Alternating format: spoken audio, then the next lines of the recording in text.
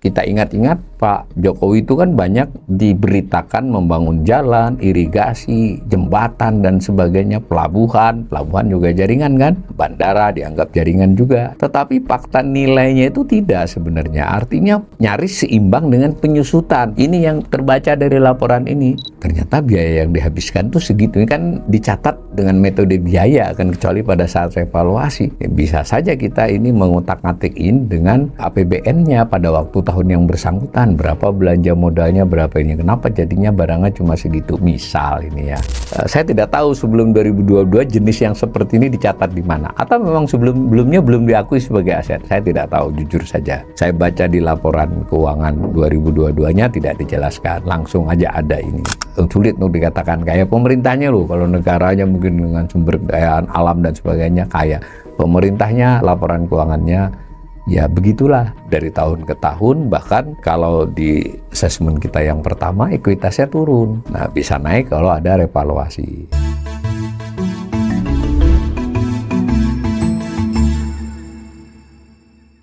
Salam cerdas, komunitas pembelajar yang saya hormati. Berjumpa kembali dengan saya di kanal Awalil Rizki dalam sesi Assessment Ekonomi. Assessment kali ini merupakan sesi ketiga dari assessment saya terhadap laporan keuangan pemerintah pusat ya. Yang pertama saya melakukan assessment terhadap LKPP secara umum.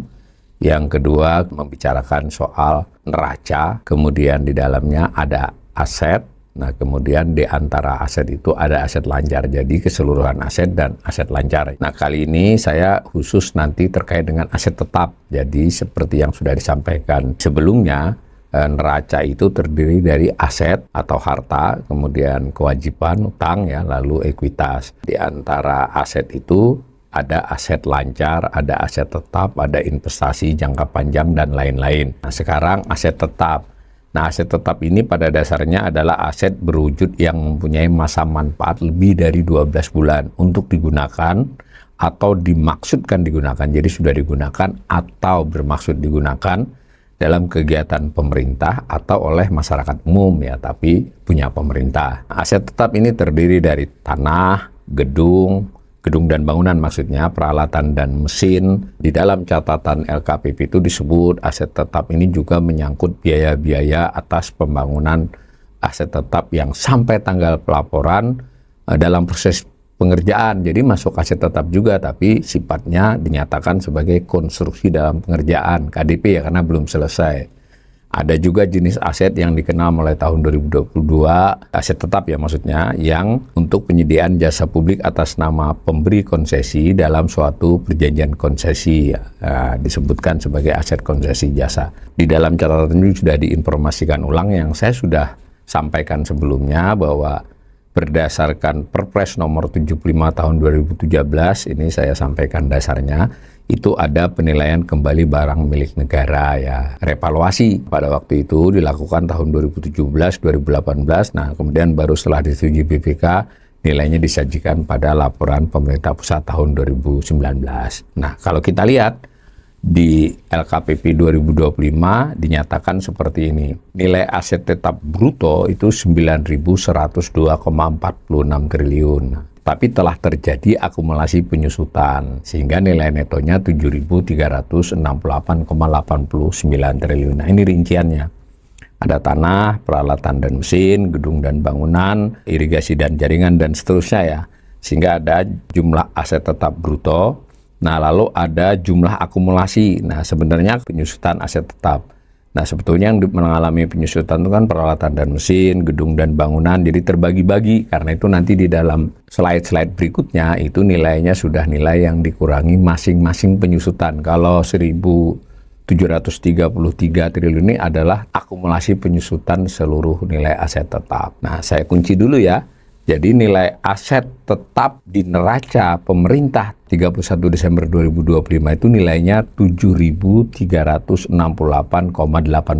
triliun. Sementara di tahun lalu, di tahun sebelumnya maksudnya, itu 7.149,32 triliun. Terjadi kenaikan aset tetap ya. Nah, begitu pula ketika kita tarik dengan tahun yang lebih panjang, nanti rata-rata menariknya dari 2013. Mengapa? Karena mulai 2013 itulah diterapkan peraturan tentang penyusutan pada masing-masing. Jadi, pada laporan sebelum 2013 itu penyusutan masing-masingnya tidak diinformasikan. Ya, di dalam LKPP mulai 2013 kalau saya tidak salah atau 2014 itu sudah disampaikan. Nah, kemudian disajikan pula yang sifatnya keseluruhan seperti ini. Kalau kita gambar jadi begini kan, tapi ini khusus netonya ya, aset tetap setelah dikurangi penyusutannya. Nah, yang 7.368,89 triliun per 31 Desember 2025 itu, skalanya sebelah sini, biru ini, kemudian menunjukkan nilai nominalnya ya, karena aset itu dinyatakan dalam satuan uang ya, rupiah. Nah, salah satu bagian dari aset adalah aset tetap. Bisa dikatakan aset tetap ini sekitar separuh dari total aset ya, malah lebih sedikit dari total aset tetap. Jadi pemerintah ini 51%-an kurang lebih itu asetnya berbentuk aset tetap. Kalau dilihat gambar yang orange, garis orange itu menunjukkan perubahannya dari tahun ke tahun. Tapi kalau dilihat gambar ini hampir selalu naik kecuali tahun 2018 dan 2021.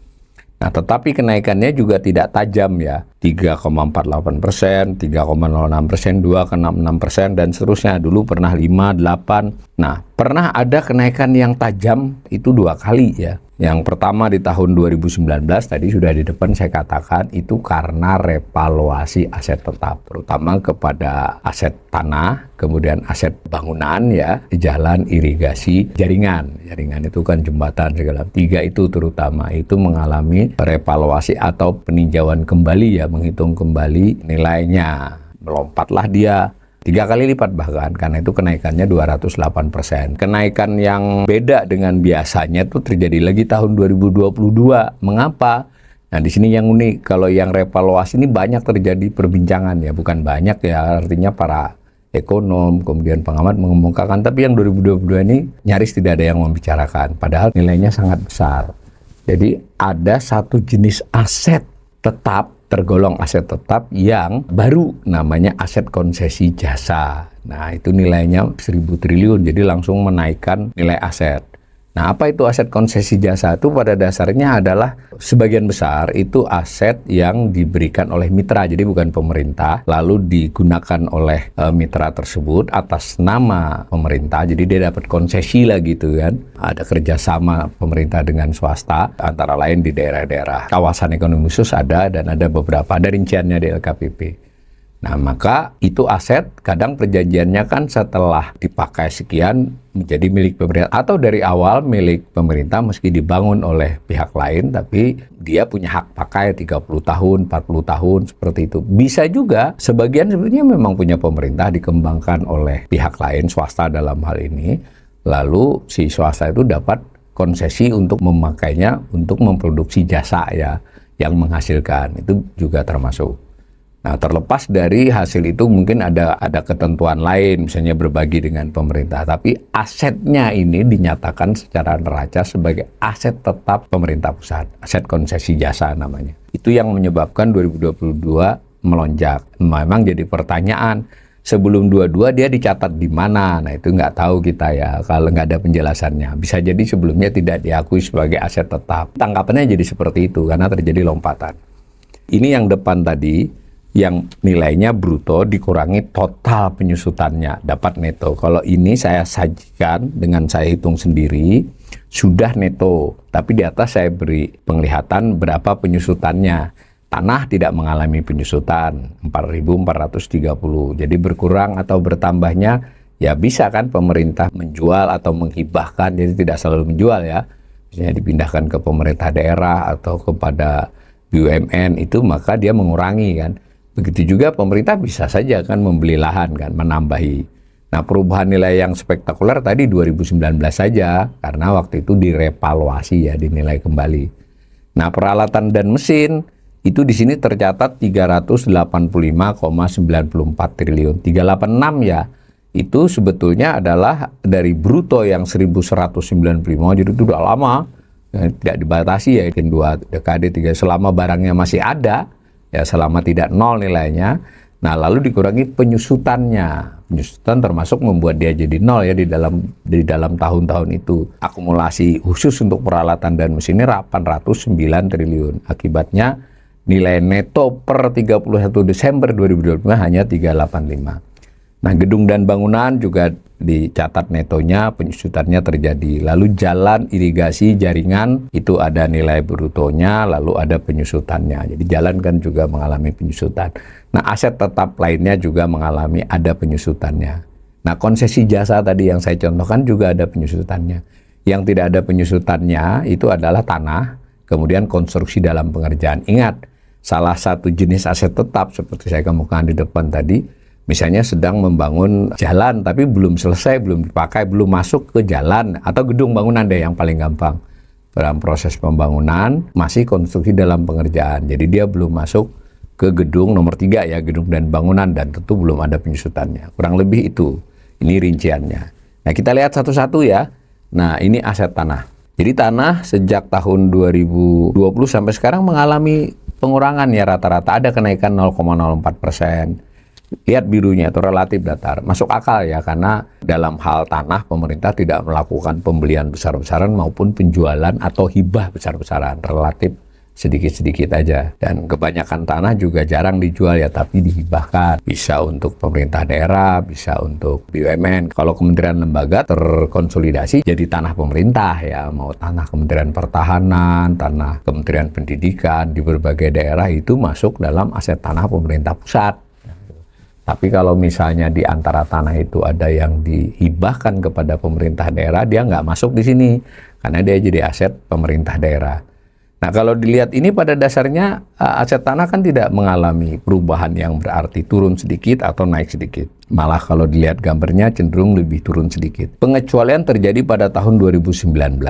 Naik sampai 4,5 kali lipat ya. Kalau secara persentase naik 348%. Naiknya 4,5 kali lipat dari kurang lebih 1.000 menjadi 4.500. Karena pada waktu itu dilakukan revaluasi.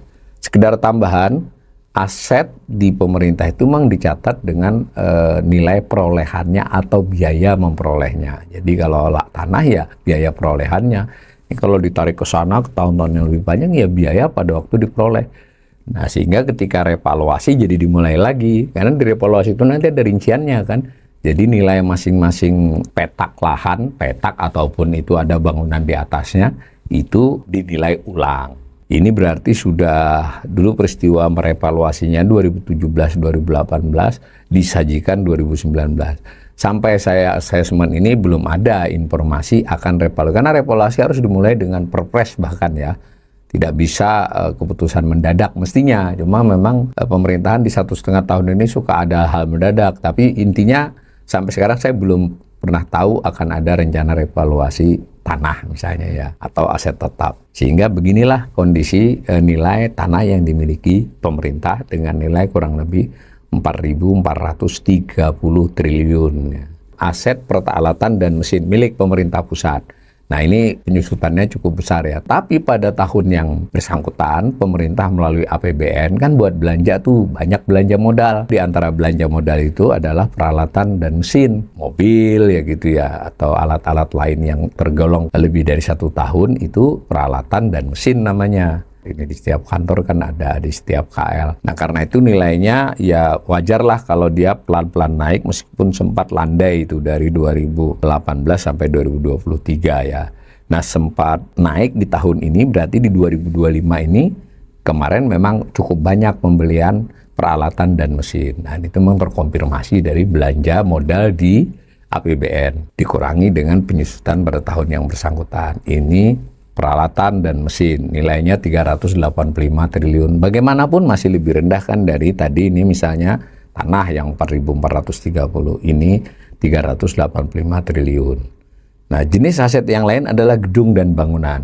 Mulai bisa membayangkan juga ya, gedung dan bangunan itu beda dengan peralatan. Mungkin gampangannya kalau peralatan itu ya furniture atau punya genset atau apapun ya yang bersifat peralatan dan mesin di semua kementerian lembaga. Tadi mesin dan peralatan juga kalau di Kementerian Pertahanan ya termasuk alutsista strategis gitu ya. Nah, sementara gedung dan bangunan ya gedung dan bangunan, tanah lain lagi. Jadi secara rincian dia terpisah-pisah, perkara bahwa Dalam satu tempat itu ada lahannya, ada gedung dan bangunannya, ada peralatan atau mesinnya, kan begitu kan gampangannya. Tapi ini kan catatan buku kan, akuntansinya. Nah, kalau ini sama dengan peralatan dan mesin tadi, ada kecenderungan naik meski perlahan sesuai dengan kaitannya dengan belanja modal di APBN ya. Nah, naiknya perlahan di tahun 2025 ini 444,2. Ini sudah dikurangi penyusutan ya.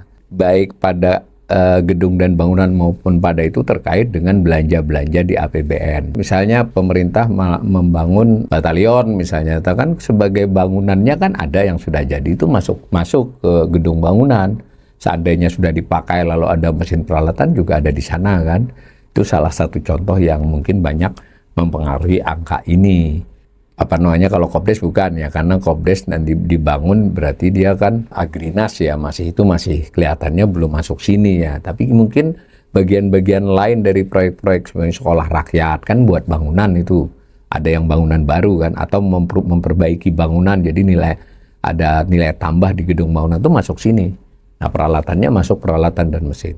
Nah, hanya saja itu sekalipun 8,17% itu termasuk tinggi, dan kebetulan tahun lalu 2024 juga naiknya segitu.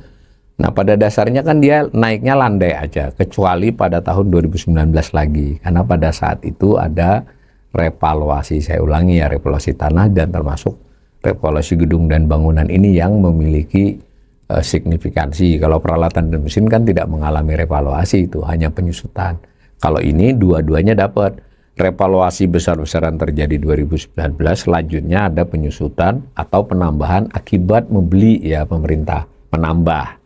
Kemudian aset jalan, irigasi, dan jaringan. Jaringan ini ya jembatan, contoh yang paling utama ya. Kalau dilihat ini dari 2019 ke 2025 ini sebetulnya tipis banget ya, bahkan beberapa tahun turun tuh. Batang birunya itu turun kan, ingat nilainya ke sana triliun ya. Ke sini yang garis orange adalah pertumbuhannya. Itu relatif, kalau tidak naik sedikit, turun sedikit. Kenapa bisa turun? Kan ada penyusutannya. Kalau pada tahun yang bersangkutan penambahan nilai lebih sedikit daripada penyusutan, tentu nilainya turun gitu. Kita gampangannya begitu. Nah, ini juga terlihat bahwa kenaikan itu terutama pada tahun 2019 karena revaluasi. 2017 turunnya agak banyak, itu saya belum selidiki. 18 mungkin karena ternyata akumulasi penyusutannya gede di tahun itu. Bisa, mungkin ada beberapa yang tidak hanya penyusutan ya, ketika diputuskan itu tidak ada lagi, nilainya nol, entah bagaimana itu bisa turun. Sejak direvaluasi jalan dan seterusnya itu datar lagi. Nah, ini menarik ya, kalau kita ingat-ingat Pak Jokowi itu kan banyak diberitakan membangun jalan, irigasi, jembatan dan sebagainya, pelabuhan juga jaringan kan, bandara dianggap jaringan juga. Tetapi fakta nilainya itu tidak sebenarnya. Artinya berita membangunnya itu agak berlebihan karena nyaris seimbang dengan penyusutan. Penyusutan tentu bisa di bangunan tersebut atau di bangunan yang tempat lain. Nah, irigasi ya banyak diberitakan dibangun, mungkin yang kecil-kecil. Sementara irigasi yang besar memang ada nilai tambahan dengan perbaikan, tapi penyusutannya lebih gede. Ini yang terbaca dari laporan ini. Ya tidak gampang ya dengar cerita-cerita diresmikan ini, diresmikan itu. Kita harus tahu seluruh aset tetap pemerintah itu sebagian besarnya juga mengalami penyusutan. Karena kan umurnya bertambah, jadi dia nilainya menyusut. Ya logis kan? Maka kalau mau dia bertumbuh, tambahan barunya harus melebihi penyusutannya. Dan itu ternyata tipis-tipis saja, hanya bisa melompat kalau ada revaluasi. Ini saya kenapa dari dulu saya selalu mengingatkan bahwa narasi bahwa telah dibangun berbagai proyek infrastruktur itu tanda petik berlebihan. Memang benar dilakukan, tapi nggak seheboh nilai itu sebenarnya. Bahkan jadi pertanyaan juga, ya ternyata biaya yang dihabiskan tuh segitu. Ini kan dicatat dengan metode biaya, kan kecuali pada saat revaluasi. Ya, bisa saja kita ini mengutak-ngatikin dengan APBN-nya pada waktu tahun yang bersangkutan. Berapa belanja modalnya, berapa ini. Kenapa jadinya barangnya cuma segitu? Misal ini ya. Sayangnya memang kita kalau sudah dilaporkan di LKPP, audited, apalagi pemerintahnya sudah berlalu, kita tidak lagi melakukan ngecekan ulang. Dan jangan lupa ini nilai lo ya. Bahwa misalnya satu bandara, satu pelabuhan tidak dipakai, nggak soal kan. Ini baru nilai rupiahnya. Itu juga masalah sendiri. Saya sempat menelisik misalnya irigasi, tentu tidak di LKPP ya, tapi LKPP kan ada di lampiran juga sambil kita cek-cek. Mungkin irigasi ini salah satu yang tidak mengalami perkembangan berarti sejak periode Pak Jokowi ya, padahal kita beberapa kali mendengar berita peresmian irigasi, tapi itu lebih menurut saya lebih narasi untuk peresmian irigasi tertentu ya, tapi total irigasi yang besar-besar ya antara perbaikan dengan penyusutannya itu relatif seimbang, bahkan kadang penyusutannya lebih besar. Akibatnya nilai irigasi itu tidak melompat. Begitu juga jalan. Kita merasa ada pembangunan jalan, tapi ternyata misalnya jalan itu adalah jalan yang bukan milik pemerintah, ya mungkin masuk konsesi jasa atau apa nggak tahu, tapi dari sisi nilai ya gini faktanya. Nah, aset tetap lainnya ini yang tidak termasuk kategori-kategori tadi ya, karena dia macam-macam kategorinya, dia fluktuatif, sulit untuk dianalisis karena kita tidak tahu persis kecuali kita membandingkan rincian pada masing-masing LKPP. Ini kalau yang berminat pemirsa, karena ada lampiran ya yang aset tetap lainnya ini apa saja, nah, kita bisa bandingkan, itu bisa ya, sehingga tahun berapa yang kemudian aset itu hilang ya, karena prinsipnya penyusutan adalah untuk aturan secara umum, lalu ada yang spesifik juga penyusutannya diperlakukan seperti apa. Konstruksi dalam pengerjaan ini memang juga bukan karena penyusutan ya, karena kan berarti pada tahun yang bersangkutan masih banyak konstruksi yang belum selesai. Nah, ini menarik ya, sejak 23, 24, 25 ini memang banyak yang belum selesai konstruksinya. Ini belum tentu negatif, tapi juga bisa saja mengisyaratkan ada proyek-proyek yang tertunda penyelesaiannya, tapi ada nilainya sudah bisa, tapi bisa juga memang sedang betul-betul dibangun untuk 3-4 tahun ke depannya, jadi belum selesai. Logikanya kalau masih konstruksi dalam pengerjaan itu belum dipakai gitu loh, sehingga nilainya ini relatif melompat, apalagi di 2025 ini banyak kelihatannya Presiden Prabowo membangun yang masih dalam proses penyelesaian konstruksi dalam pengerjaan ya. Jenis baru mulai 2020 itu namanya aset konsesi jasa. Apa itu? Per definisi yang saya kutip dari CALK-nya LKPP, catatan laporan keuangan LKPP, itu adalah aset yang digunakan untuk menyediakan jasa publik atas nama pemberi konsesi pemerintah pusat ya, dalam suatu perjanjian konsesi jasa. Jadi ada perjanjian konsesi jasa 30 tahun kah, 50 tahun kah, pemerintah memberikan konsesi untuk pemakaian lah, sebut begitu, yang pemakaian yang mungkin menghasilkan buat si pemakai itu pihak swasta. Nah, perjanjian, nah asetnya yang dipakai untuk itu bisa disediakan oleh mitra, jadi oleh swastanya, dibangun, dikembangkan atau diperbaiki dan seterusnya. Bisa oleh pemberi konsesi, jadi oleh pemerintah, memang punya pemerintah dari awal, tapi ada peningkatan aset dari si pemberi konsesi, dalam hal ini pemerintah, kurang lebih itu. Nah, di sini ada jenis-jenisnya, ada konsesi jasa partisipasi pemerintah, ada jasa partisipasi mitra, berarti kan milik pemerintah, lalu milik partisipasi mitra 611 triliun yang milik pemerintah dari awal ya, 498, lalu yang bersama-sama 101, jumlah brutonya 1210. Nah, sejak klasifikasi ini ada 2022 sampai sekarang nilai penyusutannya 112. Maka nilai konsesi jasa ini 1097 triliun ya. 1098 tepatnya kalau dibulatkan, triliun. Nah, menarik ini ya, kalau digambar begini, 21 belum ada nih. 22 893 dan seterusnya. Tadi makanya di 2022 total aset meningkat karena dari nol menjadi ini. Saya jujur saja kepada pemirsa saya ini, saya tidak tahu sebelum 2022 jenis yang seperti ini dicatat di mana, atau memang sebelumnya belum diakui sebagai aset. Saya tidak tahu, jujur saja. Dan ini memerlukan bantuan mungkin kawan-kawan saya, rekannya pemirsa saya yang lebih ahli untuk menelisik laporan-laporan. Saya baca di laporan keuangan 2022-nya tidak dijelaskan, langsung aja ada ini. Maka kalau saya simpulkan secara umum, aset tetap pemerintah per 31 Desember itu nilai netonya ya sudah memasukkan penyusutannya 7.368,89 triliun. Naik 3,06% dari 31 Desember 2024. Memang cenderung naik aset tetap, tapi perlahan. Kenaikan signifikan itu hanya pernah 3 kali lipat pada tahun 2019 karena revaluasi. Lalu pada 2022 karena ada pencatatan jenis aset baru, konsesi jasa. 893,73 di tahun 2020 itu.